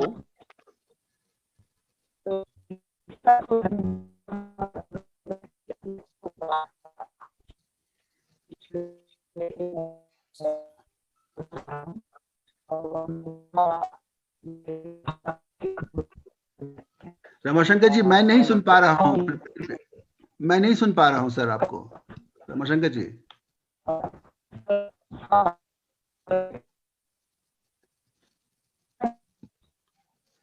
क्षमा करें, मैं नहीं सुन पा रहा हूँ। लग रहा है कि उनकी नेटवर्क में कुछ दिक्कत है, जिसकी वजह से उनकी आवाज हम तक आ नहीं पा रही सही से। रमाशंकर जी, आप हमें सुन पा रहे हैं?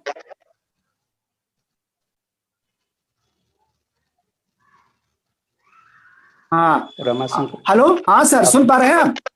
हाँ इस बार हाँ आप सुन पा रहे हैं आप? हेलो, हाँ आप बोलिए सर। हाँ तो हितेश सर, हाँ ये सबसे पहले तो वर्धा के जो छात्र लोग हैं, नौजवान लोग हैं, समाज विज्ञानी और इतिहासकार, राजनीति विज्ञानी, तो ये लोग इतना बेहतर काम कर रहे हैं। इसके बारे में शुरू में ही शान ने बात जो कही थी, तो उसके लिए तो जो कहा जाए कम ही बात होगी।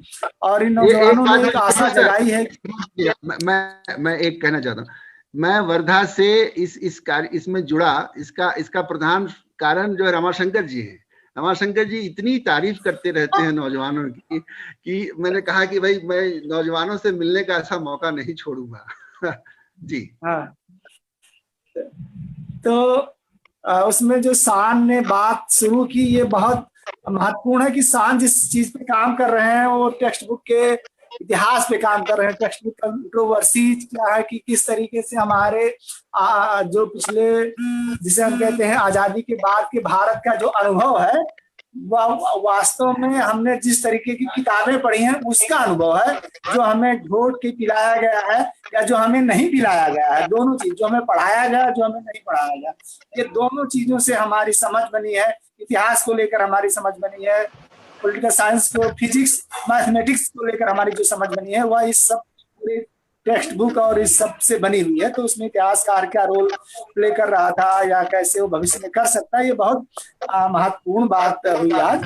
और एक दूसरी बात जो पॉलिटिकल हिस्ट्री वाली बात कही शान ने और आपने, वह उसकी तरफ लोग एक तो सुविधाजनक कारणों से भी नहीं जा रहे हैं, और दूसरा एक ढीला ढाला रवैया जो आ गया है कि अंतर विषयक, इंटरडिसिप्लिनरी सब्जेक्ट्स, उसमें भी दिक्कत होने लगी है। तो वह भी लोग इसमें ज्यादा रुचि रखते हैं कि शिमला में देवदार के पेड़ों का इतिहास लिखा जाए बनिस्बत वहाँ के की पॉलिटिकल हिस्ट्री लिखी जाए, छोटी सी जगह के किसी नायक के बारे में या प्रतिनायक के बारे में लिखा हो जाए, पढ़ा जाए। तो ये बातें अब महत्वपूर्ण हो गई हैं। वह जो पहले के इतिहास चल रहे हैं वो तो रहेंगे ही, लेकिन यह इतिहास कुछ ज्यादा महत्वपूर्ण होने जा रहा है। और जैसे जैसे जो हितेश सर ने बात कही थी कि इतिहासकार तो इतिहास लिखेगा, लेकिन वो कौन सा इतिहास टेक्स्ट बुक में आएगा ये तो राजनीतिक नेतृत्व तय करेगा। और टेक्स्ट बुक की गुणवत्ता क्या है, वह किस तरीके से वह समाज के पास जाती है, इस बात पर निर्भर करेगी कि किस तरीके की सरकारें बनी हैं अब तक या किस तरीके की सरकारें आगे बनने जा रही हैं। इतिहासकार तो अपना काम करते हैं, तो ये हमारी पीढ़ी के लोग जो थोड़ा अभी एक एक पांव चलना सीख रहे हैं, तो उसमें ये हिम्मत देने वाली बात है कि इतिहासकारों का एक गीता नहीं है और उस पर बहुत ध्यान देने की जरूरत है। और इस पूरी चर्चा को इतने सुचारू ढंग से करने के लिए मैं शान कश्यप और हितेश सर का धन्यवाद दूंगा, वहाँ के साथियों का, सब लोगों का बहुत बहुत धन्यवाद। और धन्यवाद आपका।